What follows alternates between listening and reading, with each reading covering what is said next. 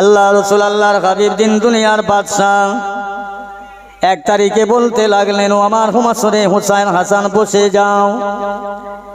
ও নানা জান, ও নানা জান, আমি আপনার নাতি হুসাইন, আপনার সঙ্গে 2টা কথা বলবো। আমার কথার সঙ্গে আপনাদের কথার মিল আছে কিনা, শরীয়তের মিল আছে কিনা, আমার কথা সত্য কিনা যাচাই করেন। বলো। ইয়া রাসূলুল্লাহ, নানা জান একবার বলবেন, আমার আব্বা বড় না আপনার আব্বা বড়? আল্লাহর নবী বলছেন, ও ভাই হোসাইন কি প্রশ্ন করছো? ওই সময় বলছেন, হুজুর একবার বলেন নানা জান, আমার আব্বা বড় না আপনার আব্বা বড়? আল্লাহ রাসূল বলেন, হোসাইন রে, আমার আব্বা আব্দুল্লাহ জান্নাত পাবে কি পাবে না আমি জানি না, তবে তোমার আব্বা হযরত আলী রাদিয়াল্লাহু তাআলা আনহু জান্নাতে যাবে। আল্লাহর নবীকে আবার বললেন, ইয়া রাসূলুল্লাহ, হাবিবাল্লাহ, নানা জান একবার বলেন না, আমার মা বড় না আপনার মা বড়? আল্লাহর নবী আবার হোসাইনকে জড়িয়ে ধরলেন, ভাই কি প্রশ্ন করছেন? নানাজি একবার বলেন। ও ভাই হোসাইন, আমার মা আমেনা জান্নাত পাবে কি পাবে না আমি জানি না, তবে জেনে রাখো হযরতে হোসাইন, তোমার মা ফাতেমা জান্নাতের রানী। একবার জোরে বলুন সুবহানাল্লাহ। ইয়া রাসূলুল্লাহ, নানা জান একবার বলেন না, একবার বলেন, আপনার নানা বড় না আমার নানা বড়? বুঝেছেন? আমার নানা বড় না আপনার নানা বড়?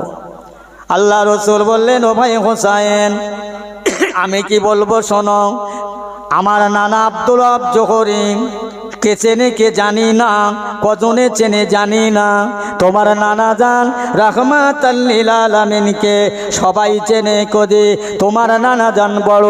হযরত ইমাম হোসাইন বললেন, তাহলে আমি ছোট কোন জায়গায়? না তো তুমি ছোট নয়, ছোট নয়।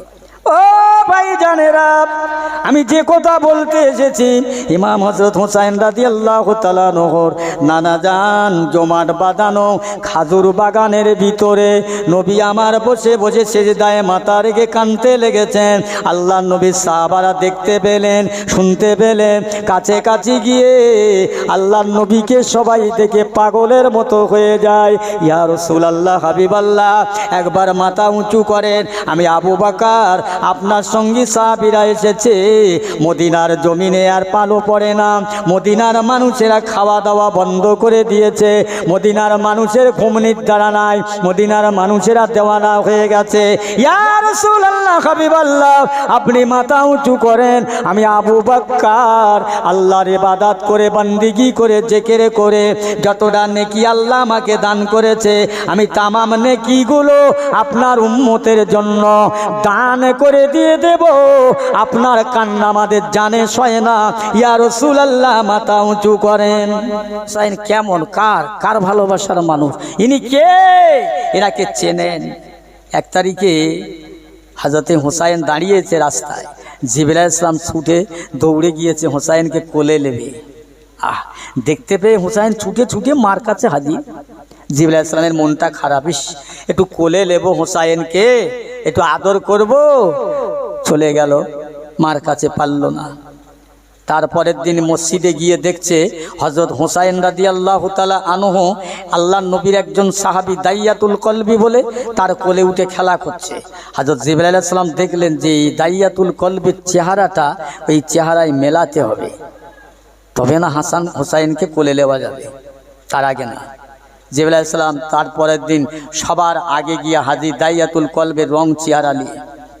ইমাম হোসাইন রাদিয়াল্লাহু তাআলা আনহু, ইমাম হাসান রাদিয়াল্লাহু তাআলা আনহু দুজনে হাজির। জিবরাইলের কোলে উঠে একবার কানে হাত দিচ্ছে, একবার মাথায় হাত দিচ্ছে, একবার মুখে হাত দিচ্ছে, মাথায় হাত দিচ্ছে। আল্লাহর নবী বসে বসে দেখছে। আল্লাহ রাসূল বলছেন, জিবরিল কিছু মনে করো না, ওরা বাচ্চা মানুষ। ইয়া রাসূলুল্লাহ, হাবিবাল্লাহ আপনি জানেন না আমি ইমাম হোসাইনকে কোলে নিয়ে আদর করব, আমার বড় মনে তামান্না, বড় আশা। হুজুর গতকালকে আমি রাস্তা দিয়ে যাচ্ছিলাম, ইমাম হোসাইন দাঁড়িয়ে আছে, আমি কোলে নিব, আদর করব, চুমা খাবো। যেই না গেলাম কাছাকাছি, হযরতে হোসাইন রাদিয়াল্লাহু তাআলা ছুটে ছুটে দৌড়ে দৌড়ে মায়ের কাছে চলে গেলেন। ইয়া রাসূলুল্লাহ, আর আমার কোলে নেওয়া হলো না, আমার আর আদর করা হলো না।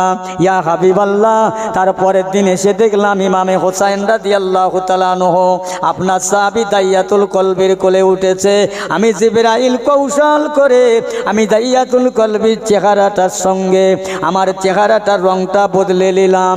এই জন্যে আমি হযরত হোসাইনকে কোলে নেব, আদর করব, চুমা খাবো। ইয়া রাসূলুল্লাহ, হাবিবাল্লাহ, আমার বড্ড আশা, শুধু আমি একা আসিনি, আমার আল্লাহ পাক আমাকে জানিয়ে দিলেন, জিবরাইল তুমি ইমাম হোসাইনকে কোলে নেবে, আদর করবে। শুধু নয়, শুধু নয়, আমি আল্লাহ পাক আমার দয়ার জান্নাত থেকে ফলটা নিয়ে যাও, ইমাম হাসান আর হোসাইনকে কোলে বসিয়ে ফলটা দেবে। একটু জোরে বলা যাবে না সুবহানাল্লাহ?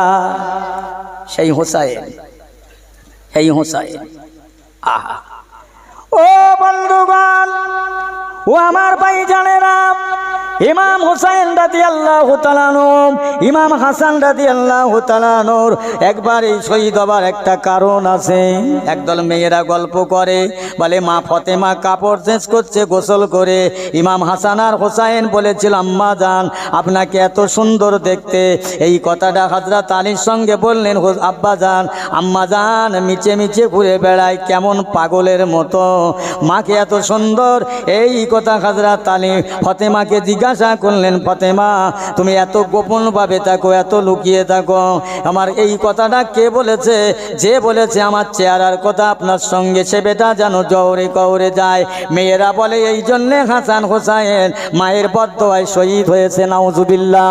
খবরদার এই গল্প করবেন না, এ গল্প শুনবেন না। ইমাম হাসান হোসাইন শহীদ হবার একটা কারণ হলো আমার দয়ার নবীর গুনাহগার উম্মতের জন্য। ও ভাই জানেন, আমার দোস্তেরা, একটু ভালো করে শুনেলেন, আপনাদের শোনা আছে জানা আছে তবু বলে যায়।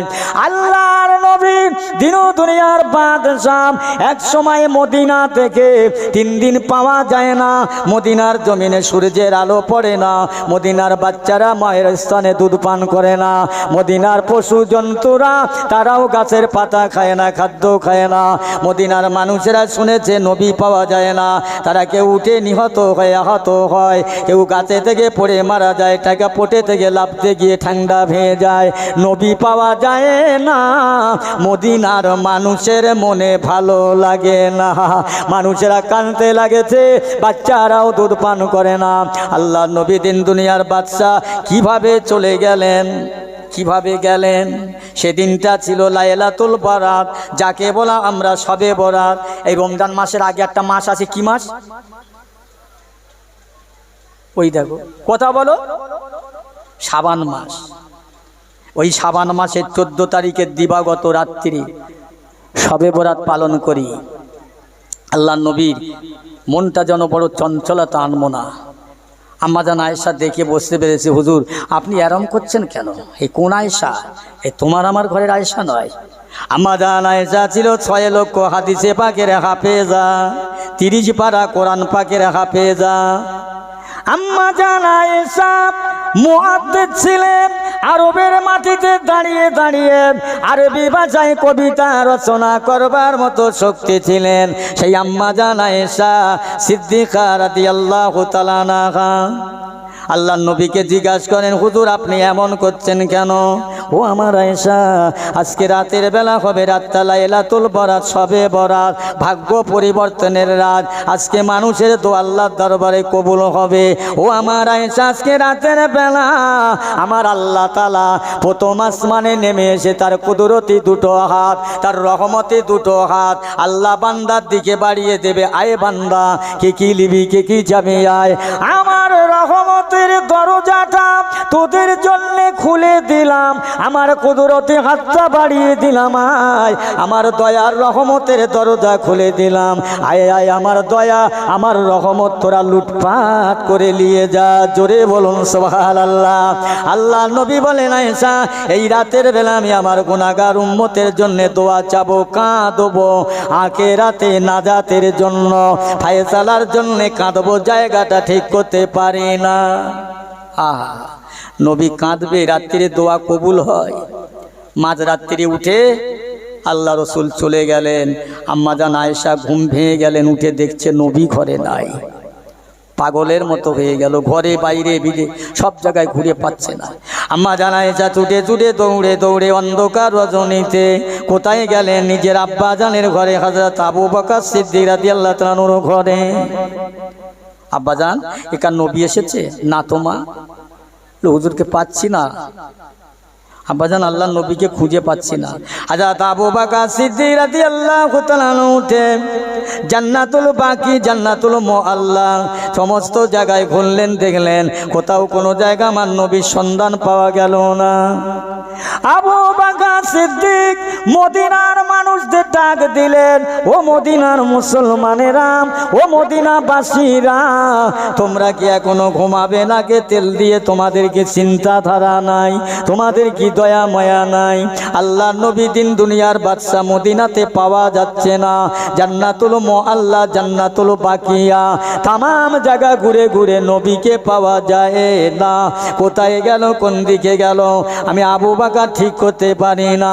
সাহাবারা উঠলেন, কাঁদতে লাগলেন, জর্জর হয়ে যান, হায় হায় আমরা বেঁচে থাকবো, নবী চলে যাবে। কারা না নবীকে ধরলো, কি হলো? আল্লাহ রসুলের সাহাবী আবু বকর বলে, ওগো নবীর সাহাবীরা, সবাই এক জায়গায় বসো, বসে মশওয়ারা করো, মত পোষণ করো, আল্লাহর নবী কোন দিকে যেতে পারে একটা চিন্তাধারা করো। আল্লাহর নবীর সাহাবীরা বলে, বড় ভাই, আপনি জ্ঞানে বড়, শিক্ষায় বড়, বয়সে বড়, আমলে বড়, আপনি যেটা বলবেন আমরা সেটা করব, আপনি যেদিকে যাবেন আমরা সেদিকে যাব। জোরে বলুন সুবহানাল্লাহ। হুজুর, বড় ভাই, আপনি যেটা বলবেন সেটাই হবে, চলেন এইদিকে চলেন। আল্লাহর নবী না বড় নিরিবিলি জায়গা খুঁজে কাঁদে, নিস্তব্ধ জায়গা, চলো তো এইদিকে যাই। যেতে যেতে যেতে যেতে অনেক রাস্তা গিয়ে দেখছে রাস্তার ধারে একটা বড় বাগান, বিশাল জঙ্গল, গাছপালা, অনেক উট, দুম্বা, ভেড়া, ছাগল নিয়ে একদল রাখালেরা তারা দাঁড়িয়ে আছে, কিন্তু তারা খায় না পাতা। সিদ্দিক আকবর আবু বকর সিদ্দিক রাদিয়াল্লাহু তাআলা আনহু নবীর সঙ্গে আর সাহাবীর সঙ্গে আর সাহাবীরা জিজ্ঞাসা করছেন, ভাই আপনার এখানে কতদিন আছেন? এই উঠলিয়ে আমরা 3 দিন 3 রাত আছি। কেন?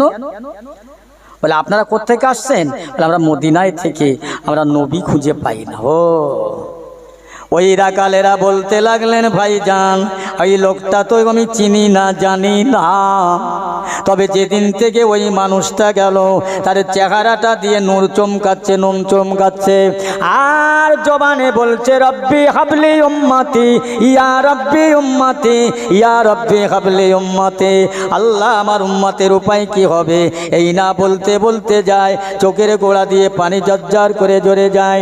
এদিন থেকে চলে গেল আমাদের উটগুলো, দুম্বাগুলো গাছের পাতা খাওয়াবার জন্য বাড়ি থেকে এনেছিলাম, কিন্তু তারা পাতায় মুখ দেয় না, পাতা খায় না, ঘাস খায় না, বাচ্চাগুলো মায়ের স্থানে দুধ পান করে না। যেদিন থেকে ওই লোকটা এই রাস্তা দিয়ে, জমিন দিয়ে হেঁটে গেল, উটেরা ওই দিকে মুখ করে, মাথাটা নিচু করে, তাদের চোখ দিয়ে পানি জোড়ায়, এত মারামারি, এত পেটাই পিটি, তারা পাতায় মুখ দেয় না, বাড়িও যায় না। আল্লাহর নবী সাহাবীদের আর বুঝতে বাকি রইল না। সাহাবীরা বললেন, চলো চলো এইভাবে যাই। আরো কিছু রাস্তা গিয়ে দেখলেন একটা জমাট বাঁধানো খাজুর বাগান আছে। ওই খাজুর বাগানে এত ঘন খাজুর গাছ ঢোকা অসম্ভব, কিন্তু আমার ভাইয়েরা, হযরত আবু বকর সিদ্দিক রাদিয়াল্লাহু তাআলা আনহু বললেন, ও আমার নবীর সাহাবীরা, এই যে খাজুর বাগান জমাট বাঁধানো, মনে হয় আল্লাহর নবী মুহাম্মদুর রাসূলুল্লাহ মদিনার কামলিওয়ালা এই জায়গায় থাকলে থাকতে পারে। তারা সবাই তোড়ে একে একে পৌঁছে গেলেন, গিয়ে দেখছেন ওই খাজুর বাগানের ভিতরে নবী আমার সেজদায় মাথা রেখে জজ্জার জজ্জার জজ্জার করে কাঁদছেন আর বলছেন, আল্লাহ আমার উম্মতের উপায় কি হবে? আল্লাহ আমার উম্মতের কেউ নাই, আল্লাহ আপনি ছাড়া, আমি রসুল ছাড়া তাদের কেউ নাই। আমার আল্লাহ পাক, আল্লাহর সঙ্গে নবীর সঙ্গে কত সুসম্পর্ক। আমি একটা কথা বলতে বলতে রেখেছি, নবী কেমন একটু বলতে চাচ্ছিলাম। আল্লাহর সঙ্গে নবীর কি সম্পর্ক? সাহাবারা বললেন, ইয়া রাসূলুল্লাহ, হাবিবাল্লাহ, আপনার সৃষ্টি সম্পর্কে একটু বলুন না। আমার নবী বলেন, সাহাবীরা, আমার সৃষ্টি সম্পর্কে কি শোনাবো? আমার আল্লাহ তামাম দুনিয়া তৈরি করার আগে আল্লাহ পাক দুনিয়াতে 1 লক্ষ কিংবা মতান্তরে 2,24,000 পয়গম্বর বানাবার আগে আল্লাহ পাক আমাকে আগে বানালেন, তৈরি করলেন, বানালেন। ও আমার সাহাবীরা, আল্লাহ পাক যখন আমাকে নূর করে পয়দা করলেন, আমি আল্লাহ পাকের গুণগান করতে লাগলাম, আল্লাহর জিকির করতে লাগলাম, আল্লাহর ইবাদত করতে লাগলাম। আল্লাহ পাক আমাকে নবী করে, রসুল করে, পয়গম্বর করে পাঠালেন। আমি খুশি হয়ে আনন্দ করে আল্লাহর শুকরিয়া আদায় করতে লাগলাম। সাহাবীরা, আমি প্রথম পড়তে লাগলাম সুবহানাল্লাহ, সুবহানাল্লাহ। এইটা পড়তে পড়তে আমার জিন্দেগি 70,000 বছর পার হয়ে যায়। আবার তসবিহটা পাল্টে নিয়ে আবার আলহামদুলিল্লাহ, আলহামদুলিল্লাহ, এটাও 70,000 বছর পড়লাম। আবার ওটা পাল্টে নিয়ে আল্লাহু আকবার, আল্লাহু আকবার, 70,000 বছর পড়লাম। এইভাবে আমি রাসূলুল্লাহ, দুনিয়ায় তখন নবী হয়ে আসেন নাই।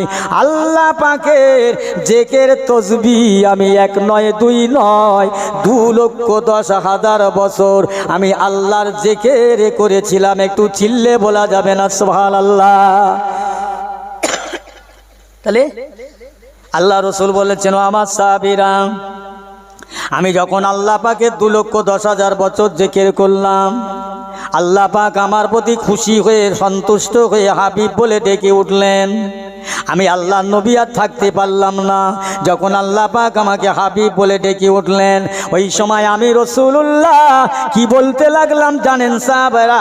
আমি পড়তে লাগলাম, লা ইলাহা, কেউ নাই, লা ইলাহা, কেউ নাই ইল্লাল্লাহু, আল্লাহ ছাড়া। একটু জোরে বলুন সুবহানাল্লাহ।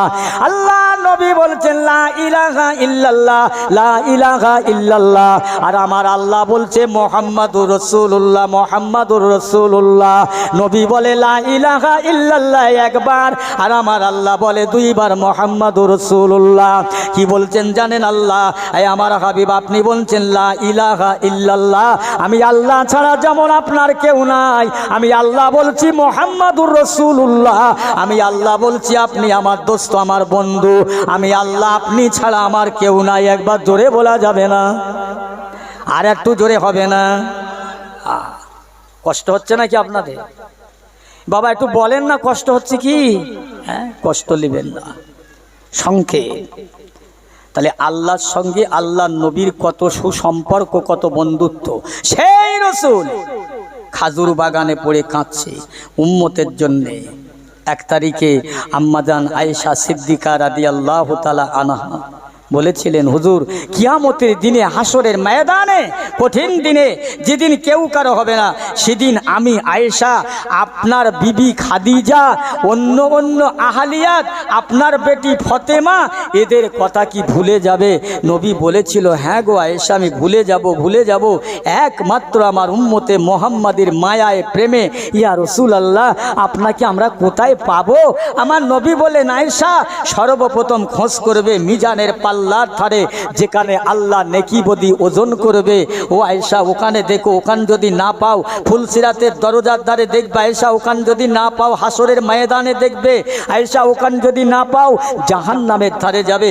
আমার উম্মতের জন্য আমি সব জায়গায় আমি দাঁড়িয়ে যাব, যাতে আমার একটা উম্মত জাহান্নামে না যায়। একটু জোরে বলেন না সুবহানাল্লাহ?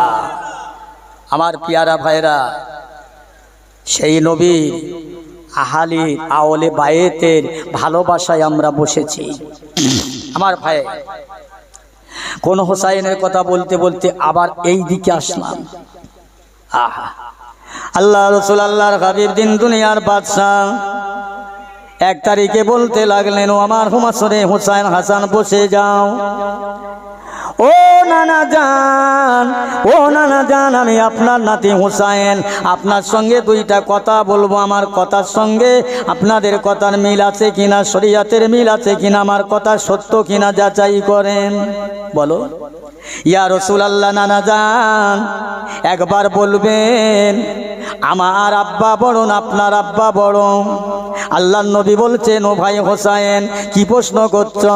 ওই সময় বলছেন, হুজুর একবার বলেন নানা যান, আমার আব্বা বড় না আপনার আব্বা বড়? আল্লাহ রাসূল বলেন, হোসাইন রে, আমার আব্বা আব্দুল্লাহ জান্নাত পাবে কি পাবে না আমি জানি না, তবে তোমার আব্বা হযরত আলী রাদিয়াল্লাহু তাআলা আনহু জান্নাতে যাবে।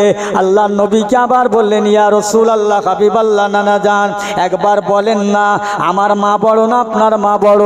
আল্লাহর নবী আবার হোসাইনকে জড়িয়ে ধরলেন, ভাই কি প্রশ্ন করছেন নানাজি, একবার বলেন।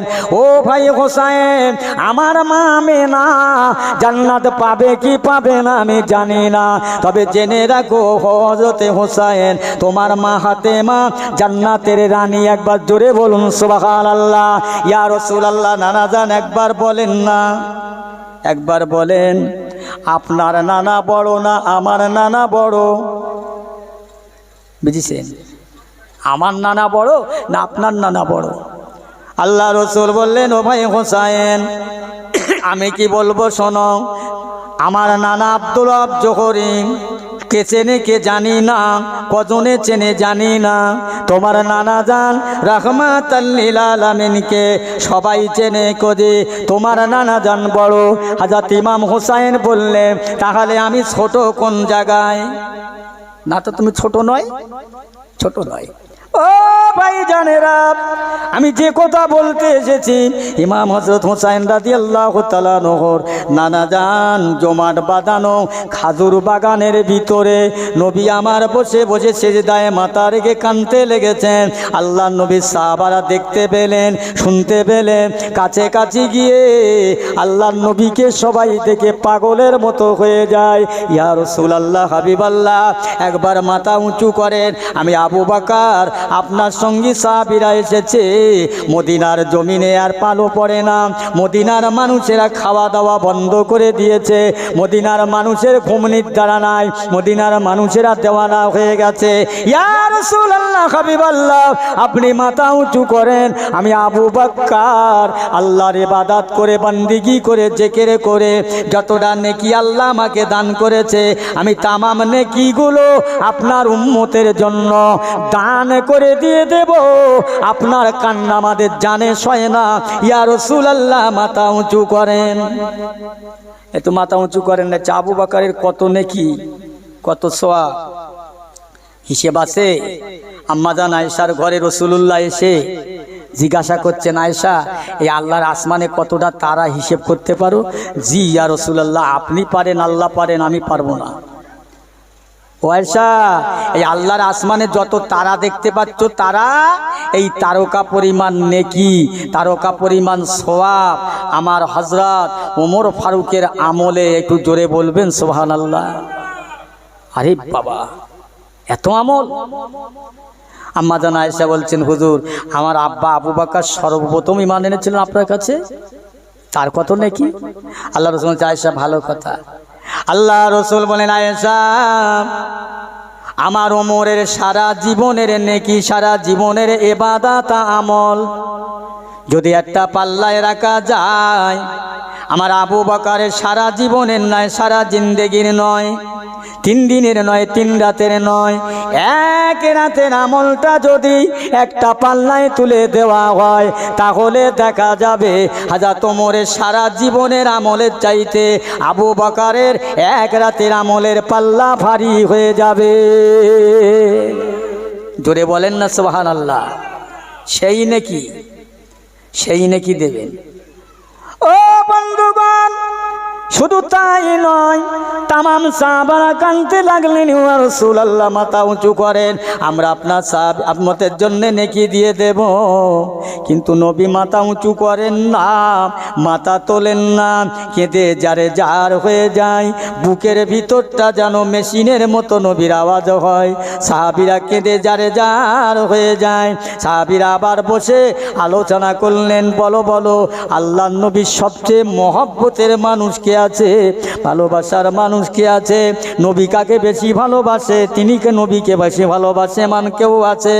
আল্লাহ রসুলের সাহাবীরা বললেন, ওগো নবীর সাহাবী আম্মা জান ফাতেমা রাদিয়াল্লাহু তাআলা আনহা রসুলকে বড্ড ভালোবাসেন, আবার রসুলুল্লাহ তার বেটি ফাতেমাকে ভালোবাসেন। কেননা আম্মা জান ফাতেমা যখন আমার রসুলুল্লাহর ঘরে যান, আল্লাহ রসুল নিজের জায়গা ছেড়ে দিয়ে ফাতেমার হাতটা ধরে নিজের এক জায়গায় বসিয়ে দেয়, তারপরে জিজ্ঞাসা করে, মা কেমন আছো? সাহাবীরা বলতে লাগলেন, হায় হায়, এ কি করে হয়? শিক্ষকের সামনে দাঁড়াবে ছাত্র, পীরের সামনে দাঁড়াবে তার মুরিদ, বাপের সামনে দাঁড়াবে তার বেটা, এইটাই তো স্বাধীনতা, এইটাই তো নিয়ম। কিন্তু আমরা দেখতে পাই আল্লাহ নবী ফাতেমার হাতটা ধরে নিজের জায়গায় বসিয়ে দেয়। আল্লাহ নবী বললেন, সাহাবীরা তোমরা যা মনে ভাবছো ওটা নয়, আমি রাসূলুল্লাহ ফাতেমাকে এই জায়গায় বসিয়ে দিই। কেন জানো? আমি ফাতেমাকে সম্মান করি না, আমি ফাতেমাকে খাতিরি করি না। আল্লাহ পাক দয়াময় রহমানুর রহিম, আল্লাহ পাক আমার ফাতেমাকে পছন্দ করে ভালোবেসে মহব্বত করে আল্লাহ পাক আমার বেটিকে ফাতেমাকে জান্নাতের রানী করেছে, বেহেশতের রানী করেছে। এই জন্যে আমি রাসূলুল্লাহ, আমি জান্নাতের রানীকে সম্মান করি। একটু জোরে বলা যাবে না সুবহানাল্লাহ? ফাতেমা রসুলকে এত সম্মান করে। আল্লাহ রসুল বলে, আমার অন্তরে যখন কষ্ট লাগে, ব্যথা লাগে, আমি ফাতেমাকে দেখলে আমার সব দুঃখ ভুলে যায়, সব কষ্ট আমি ভুলে যাই। ফাতেমা বলে, আমার মনে যখন কষ্ট লাগে, ব্যথা লাগে, আমার আব্বাজানকে দেখলে আমি ফাতেমা সব ব্যথা ভুলে যাই। একটু জোরে বলুন সুবহানাল্লাহ। আয় হায়, সেই ফাতেমা রাদিয়াল্লাহু তাআলা আনহা আল্লাহ নবীর, আল্লাহ রসুলের খুঁজে পাওয়া সন্তানটা দিয়ে দিলেন। ও ফাতেমা, আপনার আব্বাজানকে পেলাম বটে, কিন্তু আপনার আব্বাজানকে তোলা যায় না, কান্না তো থামানো যায় না, মাথা তো ওঠানো যায় না। জমাট বাঁধানো খাজুর গাছ, ওই খাজুর গাছের ভিতরে বসে নবী নিরিবিলি নির্দ্বিধায় এক ধ্যানে এক মনে উম্মতে মুহাম্মাদের জন্য নবী কেঁদে যারে যার হয়ে যায়, দেওয়ানা হয়ে যায়। ও ফাতেমা, আপনার আব্বাজানকে ওঠাবার জন্য আমাদের নেকি সওয়াবগুলো আপনার আব্বার উম্মতের জন্য দিতে চাইলাম, তবু মাথা উঁচু করলো না, তবু মাথা তুললো না। চলেন চলেন, যদি একবার আপনি গিয়ে ডেকে মাথাটা উঁচু করেন, কেননা আপনার আব্বা আপনাকে ভালোবাসে, আপনি আপনার আব্বাকে ভালোবাসেন। এই না শুনে ফাতেমা নিজে পায়ে পায়ে হেঁটে ওই খাজুর বাগানে গিয়ে আব্বাজানের অবস্থাটা দেখে আম্মাজান ফাতেমার দু চোখ দিয়ে ঝরঝর ঝরঝর করে পানি ঝরে যায়। ও আমার আব্বাজান, মদিনার মানুষেরা কেঁদে পাগল হয়ে যায়। মদিনার বাচ্চারা মায়ের কালে দুধ পান করে না, মদিনার বাচ্চারা ঘুমোয় না, বড় মানুষ ঘুমোয় না। আব্বাজান কত মানুষ মরে গেছে, কত মানুষের ঠ্যাং ভেঙে গেছে আপনাকে না পেয়ে, তারে রান্না খাওয়া বন্ধ হয়ে গেছে। ইয়া রাসূলুল্লাহ, আব্বাজান আর কাঁদবেন না, উঠুন, মাথা উঁচু করেন। আমি ফাতেমা এসেছি আল্লাহ পাক আমার ইবাদতে সন্তুষ্ট হয়ে, খুশি হয়ে, কবুল করে আল্লাহ যত নেকি আমাকে দিলেন, তামাম নেকি সওয়াবগুলো আমি আপনার উম্মতের জন্য দিয়ে দিলাম। আল্লাহ নবী মাথা উঠালেন না, বারবার কাঁদতে লাগলেন। আম্মাজান ফাতেমা সহ্য করতে পারলেন না, আব্বার কান্না সহ্য না করতে পেরে, আব্বাকে না তুলতে পেরে ফাতেমা ওই সময় বলেছিলেন, আব্বাজান আব্বাজান আপনি মাথাটা উঁচু করেন। আপনার সাহাবীদের নেকিতে যদি আপনার উম্মতের ফয়সালা না হয়, আমি ফাতেমার নেকিতে যদি আপনার উম্মতের ফয়সালা না হয়, আমি ফাতেমা কথা দিলাম ইয়া রাসূলুল্লাহ, আব্বাজান আমার দুই বেটা হাসান আর হোসাইনকে আল্লাহর রাস্তে আপনার উম্মতের জন্য আমি ফাতেমা দান করে দিলাম। একটু জোরে বলা যাবে না সুবহানাল্লাহ? ওই সময়তে আল্লাহর ফেরেশতা জিবরাইল আলাইহিস সালাম এসে আল্লাহর নবীকে বলবেন, ইয়া রাসূলুল্লাহ, ইয়া হাবিবাল্লাহ, আপনি এখনো কাঁদবেন, আপনার সাহাবীদের কাঁদাবেন আর কাঁদবেন না। আল্লাহর সময় আল্লাহ টলমল করছে, ইয়া রাসূলুল্লাহ, আপনার বেটি ফাতেমা আপনার উম্মতের জন্য আপনার দুই নানু ভাইকে, আপনার দুই নাতি ভাই হাসান হোসাইনকে আল্লাহর হস্তে দান করে দিলেন। আল্লাহ দরবারে কবুল হয়ে গেল ইয়া রাসূলুল্লাহ। আর আপনি কাঁদবেন না, মাথাটা উঁচু করেন, তোলেন না। আল্লাহ রসুল বলছেন, ও জিবরাইল, এই কথাটা শুধু শুধু নয়, সই করে নাও, খাতায় নোট করে নাও। কাল কিয়ামতের ময়দানে মাহশরে আমার লক্ষ কোটি উম্মতে মুহাম্মাদির নাজাত করে চাবার আল্লাহর দরবারে গাদি করে আবদার করে উম্মতে মুহাম্মাদিদের বাঁচাবার একটা রাস্তা বার হয়েছে। একবার জোরে বলা যাবে না সুবহানাল্লাহ। আল্লাহর নবী মাথা উঁচু করলেন, বাড়ি আসলেন। ও ভাই জানেন আমার দোস্তেরা, সেই হযরত ইমাম হুসাইন রাদিয়াল্লাহু তাআলা আনহু কত নবীকে ভালোবাসার, নবী হুসাইনকে কত ভালোবাসে। আমার নবী বললেন, আমার হুসাইনকে যে ভালোবাসে আমি রসুলকে সে ভালোবাসে, আমার হুসাইনকে যে ভালোবাসে না কষ্ট দেয় আমি রসুলকে সে আমার মনে কষ্ট দেয়। তাহলে কিয়ামতের ময়দানে সে আমার শাফায়াত পাবে না, সুপারিশ পাবে না। ও মুসলমান ইমানদার, ইমাম হুসাইনকে কারা ভালোবাসবে? তাহলে নবীর ভালোবাসা হবে না, ছিলেন আওলাদে রসুল। ইমাম হুসাইন রাদিয়াল্লাহু তাআলা আনহু আল্লাহর নবীর নাতি ফাতেমার কালিজার টুকরা। আল্লাহর নবী দিন দুনিয়ার বাদশাহ দরবারে জিবরাইল আলাইহিস সালাতু ওয়াস সালাম এসে হাজির হয়ে যান, কথা হবে। এমন সময় আল্লাহর নবী বললেন, জিবরাইল যাও যাও, এখনো কোনো কথা নাই, এখন আমার ফাতেমার লাল ইমাম হাসান হোসাইন এসেছে, আমি ওদের সঙ্গে কথা বলবো। জিবরাইল তোমার সঙ্গে এখন কথা হবে না। জোরে বলুন সুবহানাল্লাহ। এই সুবহানাল্লাহ বড্ড জোরে হচ্ছে যে, কি হলে বলো তো? নারায়ে তাকবীর। এই তাবারুক আছে? ও ভাই তাবারুক আছে? কি আছে? গোশ আছে তো? গোশ, হ্যাঁ একটু জোরে বল, গোশ আছে, জোরে বলে নারায়ে তাকবীর। কি করি বলেন তিনি? আমি একলাই তাকবীর দেই, একলাই সুবহানাল্লাহ বলি, আর কি করব? আমার তো স্বভাব ওইরকম। ভাই আল্লাহর রাস্তে বলছি, একটু বলে রাখো, একটু সুবহানাল্লাহ বলে রাখো, একটু আল্লাহু আকবার বলে রাখো। জীবনের শেষ সময় হয়তো এইটাই হতে পারে, জানি না কখন ডাক দেবে। আমার ভাইরা দোস্তেরা, তাহলে ইমাম হাসান হোসাইন রাদিয়াল্লাহু তাআলা আনহুর শহীদ হবার মূল ভিত, মূল গোড়া হলো এই একমাত্র উম্মতে মুহাম্মাদের জন্যে সেই ইমাম হোসাইন রাদিয়াল্লাহু তাআলা আনহুকে শহীদ করেছিলেন নৃশংসভাবে মোনাফেক একদল মুসলমান। আমার ভাইরা, আমার দোস্তের 1 তারিখে ফাতেমা ইমাম হাসান হুসাইনকে রসুলুল্লাহর কাছে আনলেন, এনেছে। আল্লাহ রসুল বলছে, ফাতেমা এদের 2 ভাইকে বাড়ি নিয়ে যাও, বাড়ি নিয়ে যাও। কেন আব্বা? অন্য দিনে হাসান হুসাইনকে দেখলে এত খুশি হতেন, সন্তুষ্ট হতেন, আর আজকে আমাকে বাড়ি নিয়ে যেতে বলছে কেন? বলে তুমি বুঝবে না। আম্মাজান ফাতেমা বলে, আব্বা জান আপনি যদি আমাকে না বলেন, আমি মা আমাকে বুঝতে বাকি নাই।